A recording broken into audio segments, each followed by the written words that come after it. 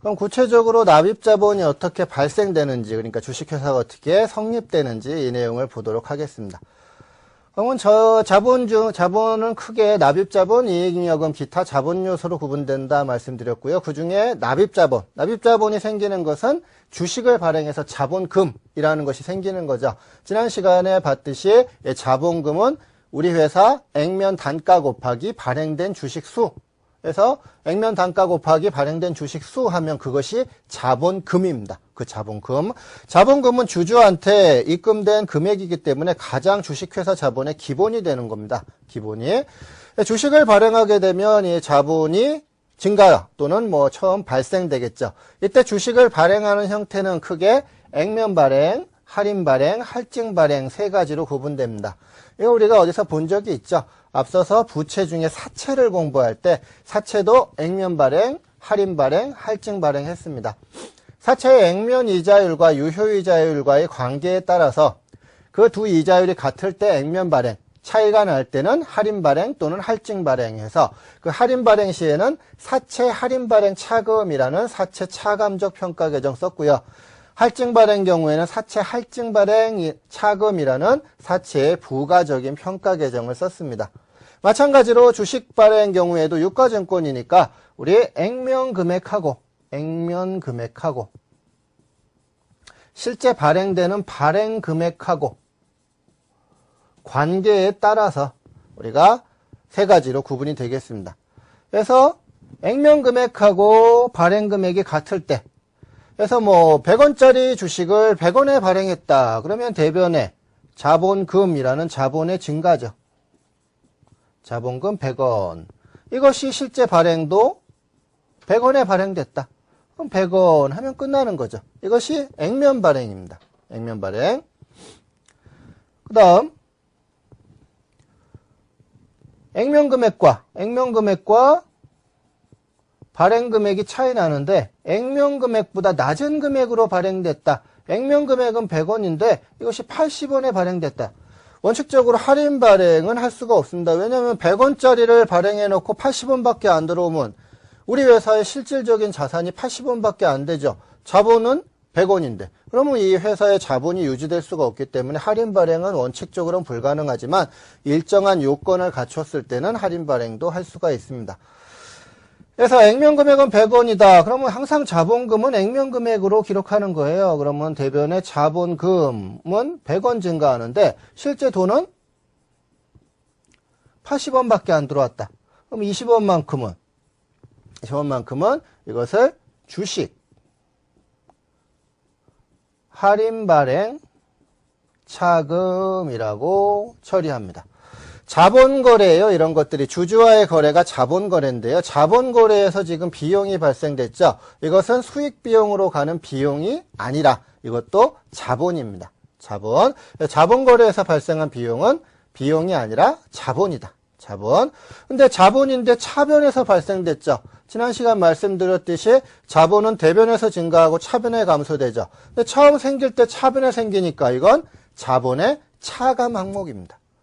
그래서 이러한 주식 할인 발행 차금이 납입자본에 속하느냐 아니면 자본유지 조정에 속하느냐 이것은 하나도 중요한 것이 아니다 말씀드렸어요.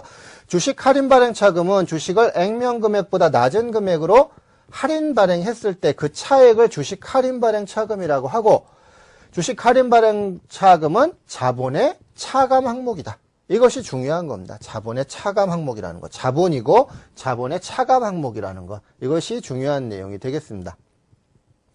주식 할인 발행 차금은 나중에 잉여금의 처분으로 처리가 되겠습니다. 주식 할인 발행 차금. 반대로 할증 발행도 있을 수가 있겠죠. 일반적인 경우는 대부분 할증 발행입니다. 그래서 액면은 100원인데 이것을 액면 금액보다 높게 발행했을 때 우리 회사가 신기술이 있다. 나중에 회사가 커나갈 것이다. 이런 때는 3배수, 5배수 이렇게 발행을 하는 겁니다. 그래서 3배수, 100원짜리를 300원씩에 발행을 했다. 이런 경우에 자본금은 항상 액면 금액이에요. 그래서 자본금은 100원. 근데 돈은 얼마 들어오냐면 발행 금액은 300원이다. 자본거래에서 수익이 생겼죠. 차익이 생겼죠. 이것도 마찬가지로 수익이 아니라 자본으로 처리한다. 이것을 주식 발행 초과금이라고 부릅니다. 주식 발행 초과금 200원. 자본거래에서 생기는 차손은 비용이 아니고 자본이었죠. 마찬가지로 자본거래에서 생기는 차익도 수익이 아니라 자본입니다. 대변에서 발생됐으니까 자본의 가산 항목이죠.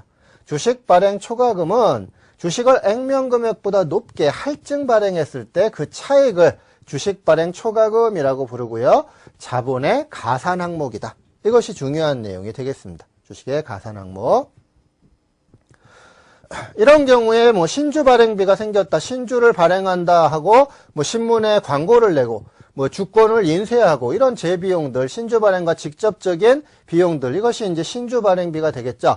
사채 발행비 같은 경우도 어때요? 사채 발행비는 사채 발행 금액에서 차감했죠. 마찬가지로 신주 발행비도 그 주식 발행 금액에서 차감합니다. 그래서 지금 100원짜리를 300원에 발행하고 주식 발행비가 40원 발생됐다. 대변에 현금 40원이 나갔어요. 그럼 이걸 별도의 비용으로 처리하는 것이 아니라 그만큼 주식 발행 금액이 낮아졌다. 그래서 주식 발행 초과금에서 그만큼 감소를 시켜줘서 회계 처리를 해야 되는 겁니다. 그래서 신주 발행비는 주식의 발행 금액에서 차감합니다. 그래서 주식 발행 초과금이 있다면 주식 발행 초과금에서 그만큼 차감을 해야 되겠고요. 주식 할인 발행 차금이 있다면 그만큼 주식 할인 발행 차금이 늘어나겠죠. 주식 할인 발행 차금의 가산이 되겠습니다. 지금처럼 원래 주식을 발행하면 돈이 들어와야죠. 이게 유상증자입니다. 유상증자인 동시에 이제 금전 출자인데요. 금전 출자. 금전 이외에 부동산 같은 걸로 출자를 할 수도 있어요. 뭐 토지 같은 걸로 출자를 할 수도 있습니다. 이것도 일정한 요건이 있어야 되는데 이러한 것들을 현물 출자라고 부릅니다. 그래서 뭐 돈이 300원 들어왔으면 300원이 주식 발행 금액인데 뭐 토지를 대신 출자했다. 이런 때에는 우리가 이 토지를 평가해야 되겠죠. 뒤에 이제 유형자산 편에서, 앞에 유형자산 편에서 잠깐 봤듯이 우리가 이 현물 출자 시에 이 유형자산의 취득원가는 우리가 교부한 주식의 공정가치하고 취득한 유형자산의 공정가치 둘 중에 명확한 것으로 합니다. 그래서 이게 뭐, 예를 들어, 뭐, 발행의 주식의 공정가치, 그 다음에 토지의 공정가치 둘 중에 명확한 것이 400원이다. 그러면 400원이 공정가치가 되는 거죠. 이 토지의 유형자산의 취득원가가 되는 거고요. 400원에서 뭐 주식 발행비 40원 뺐다 그러면 360원이 발행금액이 되는 겁니다. 그래서 260원이 주식 발행 초과금이 되겠죠. 그래서 현물 출자 시에 우리가 주식의 발행 회계 처리고요. 일단 발생된 자본금은 증가할 수도 있고 감소할 수도 있습니다. 그래서 자본금이 증가되는 것이 증자, 감소되는 것이 감자인데요. 증자는 우리가 앞서서 봤던 주식의 증자하고 똑같습니다. 주식의 발행하고 똑같아요. 그래서 주식이 발행했을 때 자본금이 이제 추가로 증가되겠죠. 그때 그 차익을 앞서 봤듯이 주식 할인 발행 차금이나 주식 발행 초과금으로 처리하면 되겠고요. 증자하는 경우엔 유상증자와 무상증자로 구분되는데요. 유상증자 경우에는 대변의 자본금, 액면금액 100원만큼 뭐 차변의 현금, 예금, 뭐 부동산, 토지 이렇게 실질적으로 자산이 유입되는 증자, 이것이 유상증자가 되겠습니다. 유상증자.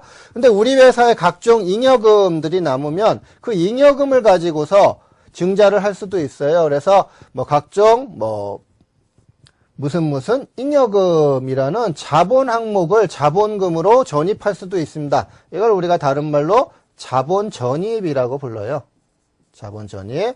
그래서 자본금 말고 다른 잉여금 항목들을 자본금으로 돌리는 거죠. 자본 전입. 이렇게 되면 자본금은 증가되지만 자본 전체는 변동이 없어요. 그래서 자산의 유입은 없습니다. 그래서 자본 총액엔 변동이 없는데 이것을 무상증자라고 부릅니다. 무상증자.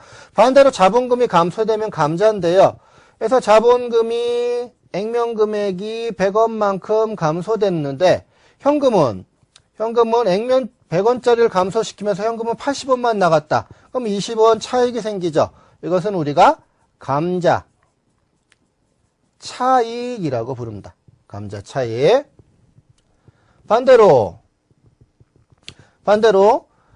액면금액 그 100원짜리가 감소됐는데 실제로 대가를 110원을 지급했어요. 그럼 10원만큼 차손이 생기죠.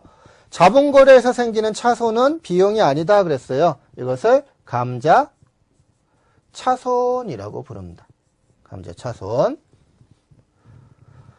그 다음에 액면금액, 자본금, 액면금액이 100원짜리가 없어졌는데 현금이 나간 것이 아니라 그만큼 우리한테 있던 2월 결손금을 없애버렸다. 우리가 마이너스 잉여금이 있어서 그 마이너스 잉여금을 메꿔버렸다.